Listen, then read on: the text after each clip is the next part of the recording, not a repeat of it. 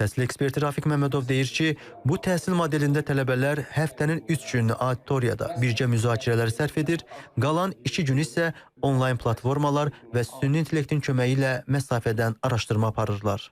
Və nəticədə ölkə üçün də faydalı bir ixtisas sahibləri meydana gəlmiş olur. Detal burada odur ki, qanunvericiliklə bu müəyyən olunmalıdır və orada əyani dərsdə tələbə dərsdən yayınırsa, onun önünü almaq üçün də müəyyən qanunvericilik gətirilməlidir.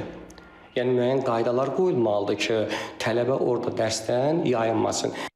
Bəli, ekspertlərin də qeyd etdiyi kimi bu prosesdə əsas məsələ hüquqi bazadır.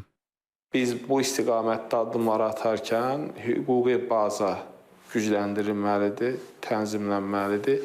Yəni hüquqi bazaya biz öz töhfəmizi verməliyik. Yəni bunun hüquqi tərəfi tanınmalıdır. Distant təhsillə bağlı, ümumiyyətlə hibrid modellə bağlı və ondan sonra biz ümumi addımlarımızı atmalıyıq. Amma yenə də mən ona gəlirəm ki, bugün proses elədir ki, biz bu məsələyə mütləq şəkildə keçməliyik. Qeyd edək ki, Prezident İlham Əliyev rəqəmsal inkişafın sürətləndirilməsinə dair 2026-2028-ci illər üçün fəaliyyət planını təsdiqləyib.